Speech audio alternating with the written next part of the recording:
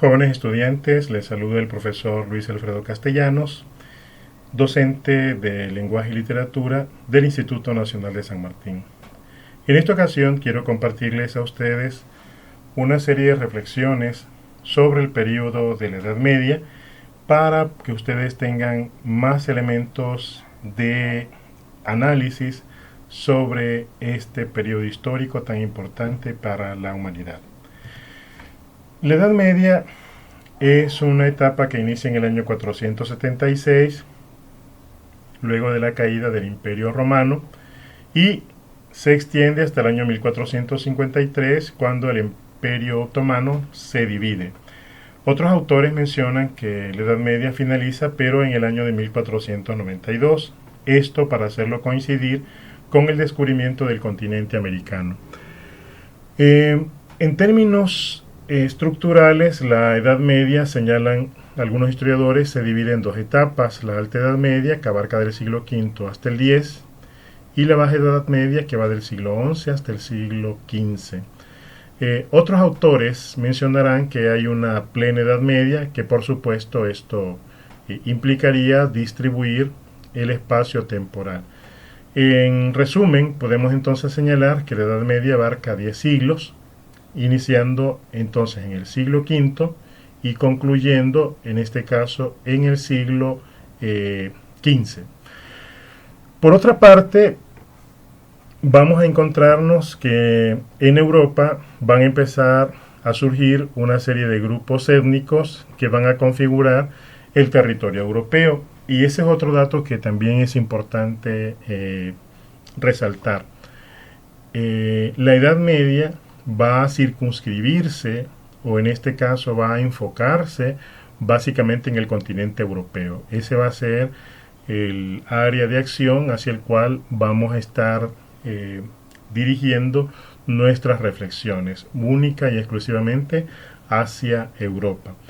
En ese sentido, entonces, vamos a encontrar en estos inicios de la Edad Media el surgimiento de una serie de pueblos como los celtas.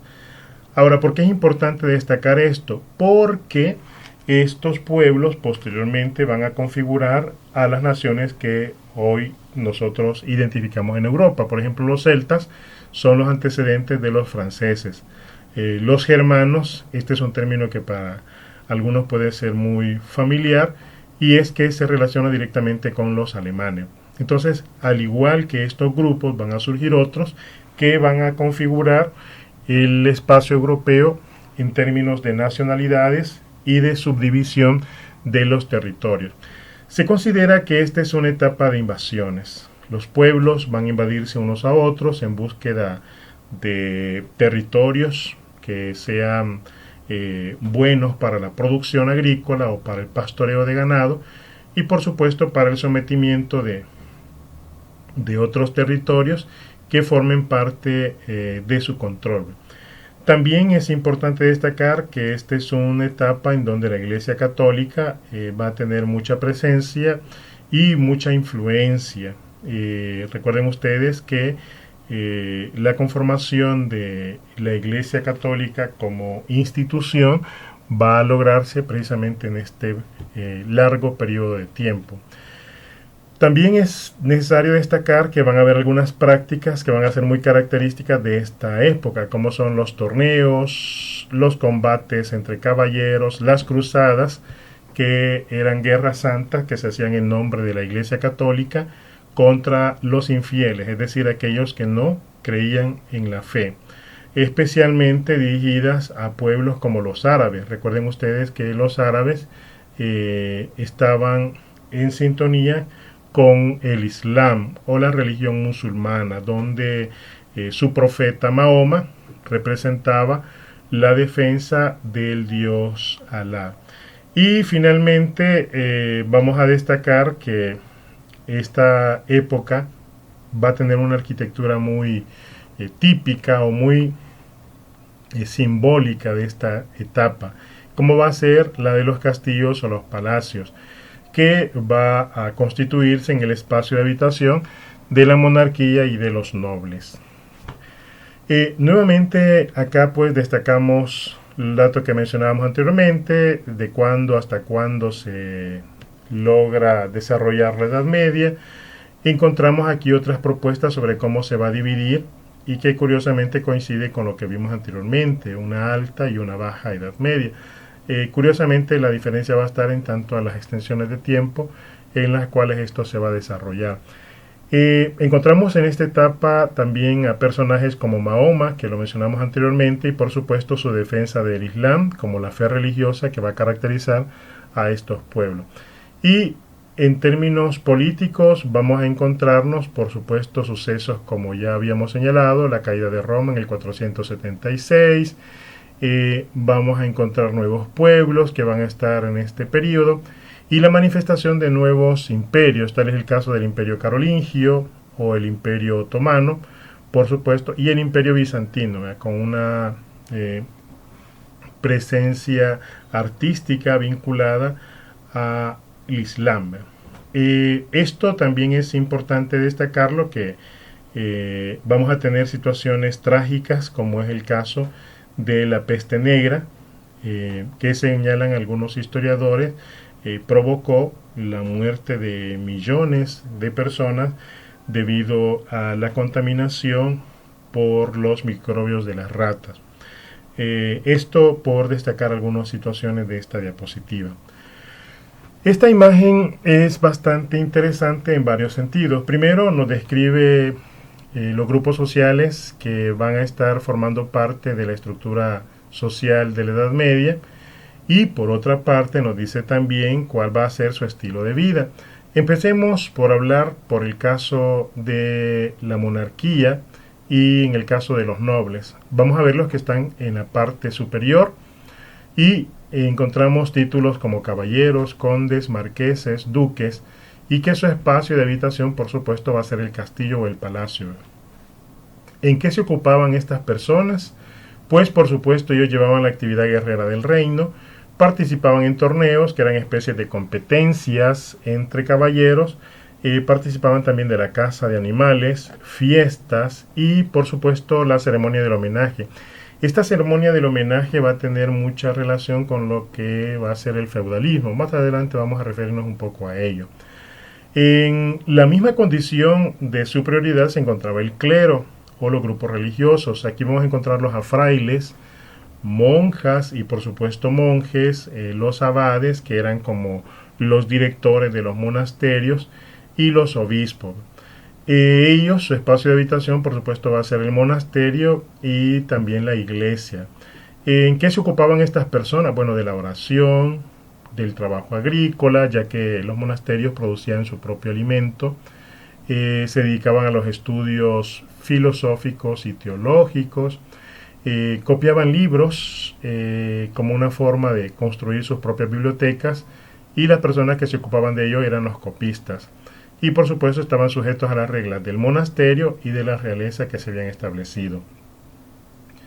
Y en la parte inferior pues vamos a encontrarnos a los campesinos, que estaban constituidos por siervos de la gleba, pastores, sirvientes, leñadores y pequeños propietarios. Su espacio de habitación pues era la aldea, conformado por viviendas de paja o de piedra, y su espacio pues estaba limitado a desarrollarse en este tipo de escenarios.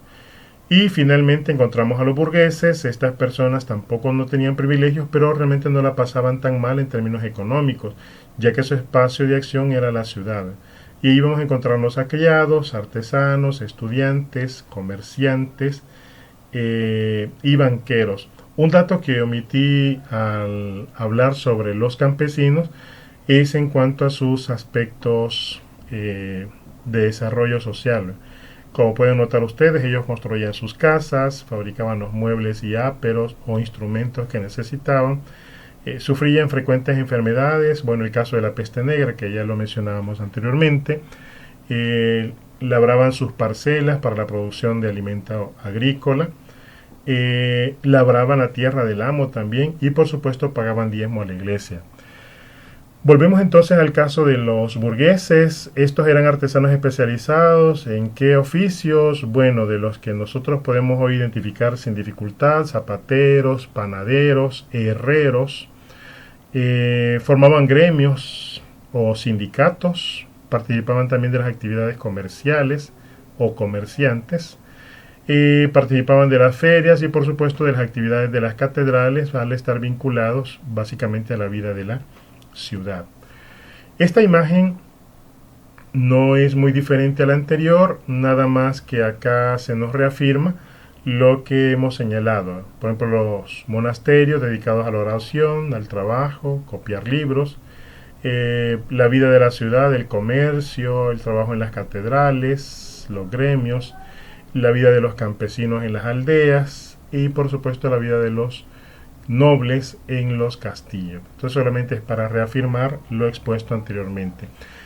En esta imagen la estructura social está entonces conformada por una pirámide que nos pone en la cúspide a la realeza como un grupo privilegiado, luego tenemos a la nobleza y el clero como grupo privilegiado también, y tenemos una nobleza media conformada por títulos nobiliarios mucho más inferiores, pero que igual estaban incluidos en los grupos privilegiados. En los grupos no privilegiados encontramos también sujetos que estaban formando parte de los artesanos, los comerciantes, labradores, pero a pesar de que tienen recursos económicos, recuerden lo que mencionaba por los que vivían en la ciudad, no tenían poder, ¿verdad? El poder lo tenía nada más la nobleza y el clero. Luego encontramos a los campesinos, comerciantes en pequeño y funcionarios de la realeza que no tenían ningún título, nada más eran sirvientes, y por supuesto a los marginados, los vagabundos, los mendigos, que vivían en condición de pobreza extrema. En este material quiero destacar la importancia del feudalismo, un elemento que mencionábamos anteriormente. Dice que el feudalismo nace en la Baja Edad Media, pero se desarrolla a partir del siglo XIII y posiblemente hasta el siglo XV y más allá continúa manifestándose. Es un tipo de régimen político, económico y social y que se dio en Europa Occidental, en países como Francia, Inglaterra y España. La cuestión del feudalismo es que establece nuevas formas de organizar la sociedad y por supuesto introduce cambios en el aspecto político, económico y social. En el caso de los cambios sociales vamos a ver a la nobleza que se va a vincular al trabajo de la tierra y vamos a tener también el clero que vamos a tener divididos en monasterios y en la sociedad, ¿verdad? Un clero regular y un clero secular. Luego tenemos los campesinos, que son hombres libres y siervos en su mayoría. Siervos, ¿por qué? Porque laboran en las actividades del feudo, que era un espacio de trabajo agrícola, y ahí encontramos entonces una serie de situaciones que van a estar formando parte de la cuestión del feudalismo. Recuerden ustedes que anteriormente hablábamos sobre la cuestión del homenaje. El homenaje implicaba convertir en vasallos a una serie de personas que estarían participando de los beneficios de la realeza, es decir, siendo servidores del rey. Pero esto se establecía a través de una ceremonia en la cual se juraba fidelidad no solamente al rey, sino también a los señores nobles, y de esta manera se establecía un juramento de fidelidad y se le investiga como un servidor o como un caballero. Esto era lo que se conocía como el vasallaje, ¿verdad? Que era una actividad muy vinculada a la construcción del feudalismo.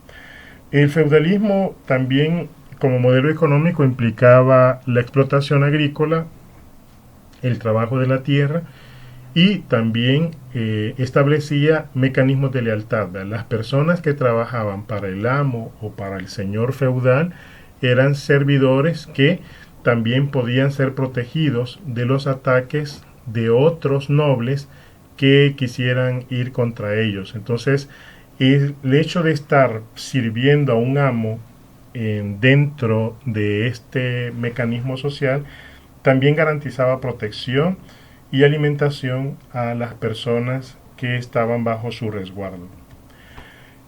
Acá encontramos una serie de características que van a distinguir a lo que va a ser la Baja Edad Media.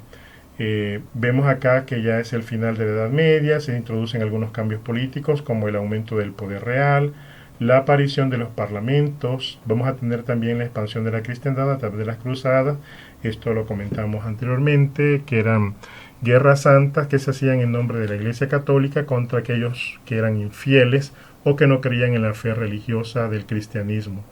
El desarrollo de las ciudades como actividad económica y por supuesto como actividad cultural, vamos a encontrar ya en la etapa final de la Edad Media el nacimiento de las universidades y la construcción por supuesto de catedrales, que eran edificaciones arquitectónicas que en algunos casos duraban varios siglos antes de ser terminadas.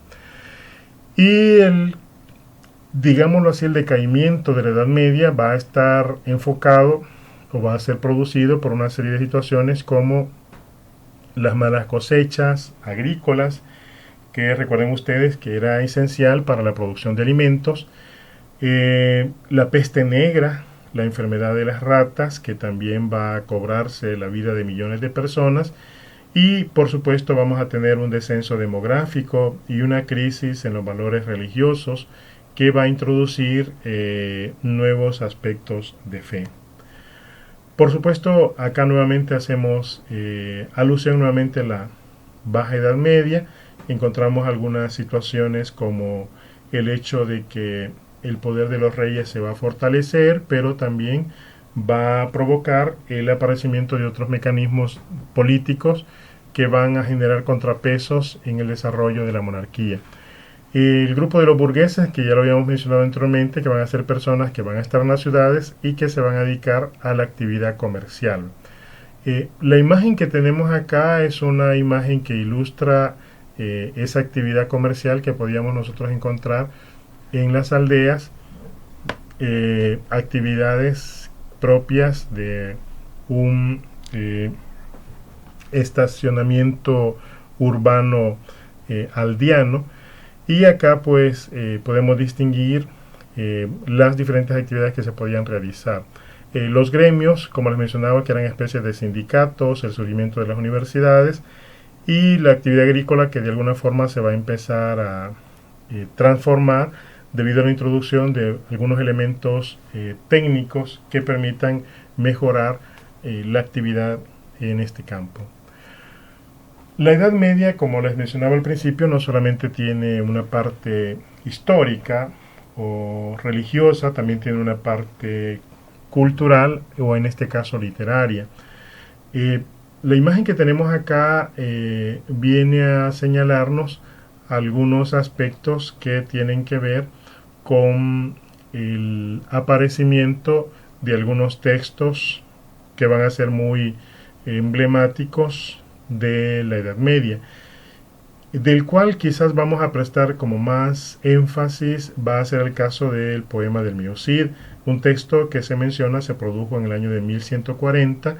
Si ustedes recuerdan, aquí ya estamos hablando de la Baja Edad Media, según el material que hemos analizado, pero no va a ser el único texto que vamos a encontrarnos. Tenemos el caso del libro del Buen Amor de Juan Ruiz del año 1350 y por supuesto vamos a tener a otros autores que van a estar brindando sus obras en esta época. Tal es el caso de Rimado de Palacio de López de Ayala para poder configurar un poco esta etapa. Sobre el poema del Mío Cid vamos a estar haciendo referencia más adelante, solamente es una descripción muy general de lo que podemos encontrarnos en esta época. En este contexto vemos nosotros que hay una serie de personas que van a estar enfocadas en producir literatura. Por un lado vamos a encontrarnos con lo que es la literatura épica, representada por el mester de juglería, que significa oficio de juglares. Esto de juglar tiene mucha relación con el trabajo que hacía Homero, de ir de pueblo en pueblo contando los relatos de la Ilíada y la Odisea. En este caso, los juglares van a ser precisamente copia de esa manera de ejercer la literatura de Homero, pero van ellos a enfocarse en los cantares de gestas, que son composiciones de carácter heroico, son anónimos y además están construidos en una serie de versos irregulares. Por otra parte, también en esta época tenemos el mester de clerecía, el cual significa que es un oficio de clérigos. Y los clérigos, si ustedes recuerdan, ellos o el clero, ellos vivían en los monasterios. Por lo tanto, el contenido de su producción era lírico religioso, era una finalidad didáctica, es decir, que había una enseñanza, y su estilo era muy culto, así muy académico. Y en ese sentido ellos utilizaban estructuras de 4 versos alejandrinos como la estructura ideal para poder escribir sus composiciones. Y finalmente hay un personaje que es muy importante para la literatura española, cuál es el caso de Alfonso X el Sabio. Este personaje va a estar muy preocupado por elevar el nivel cultural de sus súbditos y se considera que este personaje fue un historiador, un poeta que aportó mucho a la literatura romántica de aquella época en la que España pues ya estaba por finalizar la Edad Media.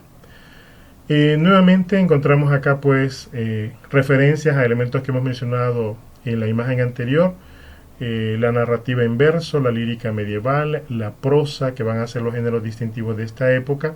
En el caso de la lírica medieval vamos a encontrarnos con el romanceros viejos, canciones castellanas, también poesía de cancionero y jarchas, que van a ser también estructuras poéticas. En el caso de la narrativa vamos a encontrarnos otra vez con el mester de juglaría. Si ustedes se acuerdan, mester de juglaría era oficio de juglar, y el mester de clerecía, que era oficio de clérigos. Y nuevamente encontramos el poema del mío Cid, textos como el libro del buen amor que también se mencionaron anteriormente, y por supuesto la prosa que va del siglo XIII al siglo XV con personajes como Alfonso X.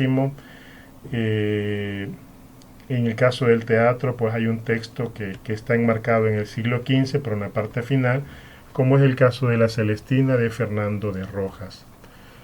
Bueno, del Cantar del mío Cid encontramos en esta imagen una serie de elementos que pueden ayudar a acercarnos a este texto. Por un lado, es un material que está referido a un personaje que existió en la vida real.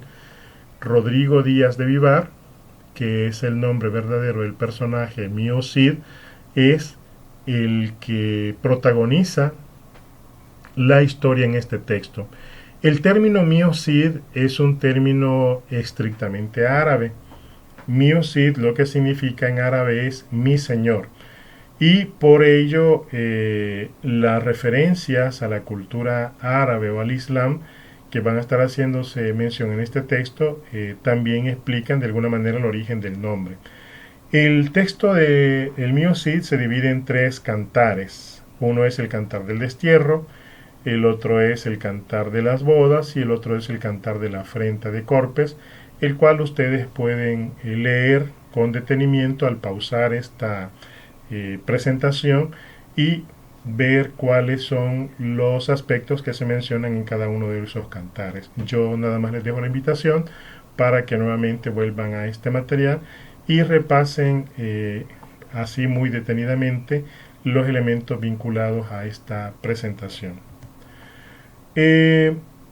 Otros datos que también podemos comentar es el caso de el mester de juglaría, que está vinculado al poema del mío Cid, y nuevamente encontramos los aspectos que le mencionaba, cómo se divide, ¿verdad?, en 3 partes: el cantar del destierro, el cantar de las bodas y la afrenta de Corpes, que es la tercera parte.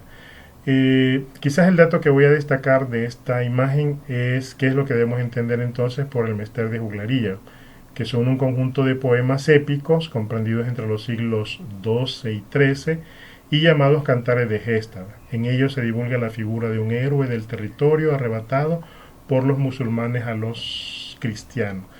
El personaje de Rodrigo Díaz de Vivar, o mío Cid, es el héroe que inicia la reconquista de los territorios que los árabes habían tomado de la parte sur de España.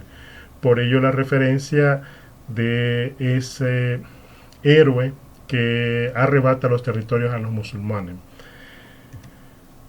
Bueno, ya casi en el cierre de este comentario no puedo dejar de hablar de otro de los grandes aspectos de la cultura medieval, y es el elemento arquitectónico. Quizás el estilo que va a predominar con más fuerza en este periodo va a ser la arquitectura gótica, una arquitectura caracterizada por una serie de elementos distintivos. Por ejemplo, esta parte central en la fachada de la iglesia es un rosetón, es la forma en que se da en arquitectura esta imagen, y por supuesto una serie más de elementos que son propios de esta arquitectura. Las iglesias se consideran monumentales por el diseño bajo este modelo artístico, y nada más destacar que la construcción de torres altas y enormes tenía que ver con una creencia en la Edad Media de que entre más grandes eran las torres de las iglesias, las personas confiaban que al rezar en estas iglesias sus oraciones llegarían más rápido y más cerca al Creador, como parte de las ideas que se manejaban en aquel momento. Esta imagen también es parte de la arquitectura gótica. Esta es la Catedral de Milán en Italia. Seguramente si ustedes buscan más sobre arte gótico en internet se van a encontrar con imágenes más impactantes y más hermosas que pueden darle más sentido a esta arquitectura. Así es que la invitación está también en este sentido a visionar más imágenes del arte gótico. La imagen que tenemos acá corresponde a la fachada de la Catedral de Notre Dame en París. Igual es una de las catedrales más emblemáticas del arte gótico. Tardó varios siglos en poderse construir. Seguramente ustedes escucharon que hace un par de años hubo un incendio terrible en esta catedral. Por lo tanto, ahorita está en reconstrucción, especialmente la parte del techo, pero su fachada pues sigue siendo tan hermosa como lo fue en su proceso de inauguración en la Edad Media. También no puedo dejar de mencionar el desarrollo de la pintura medieval, que estuvo dedicada básicamente a temas religiosos. Curiosamente, la arquitectura y la pintura tuvo en su objetivo desarrollar más los temas de carácter religioso, y la imagen que nos acompaña acá pues hace una alusión a lo que sería la última cena de Jesús, ¿verdad? Ahí vemos a los apóstoles.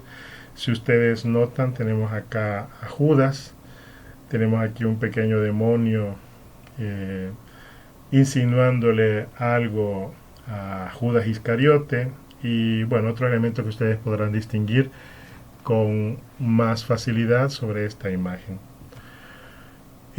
Como les advertía, el tema religioso es muy característico de la pintura medieval, especialmente en sus primeros siglos. Ya en la parte final de la Edad Media los temas se van a ampliar, pero en estos casos vamos a tener todavía una presencia muy fuerte de la temática religiosa. En este caso tenemos a la Virgen María, que va a ser también un tema muy recurrente para los pintores medievales, muchas veces por encargos de la Iglesia Católica. Los artistas de aquel periodo trabajaron mucho con la Iglesia debido a los encargos que ésta les hacía.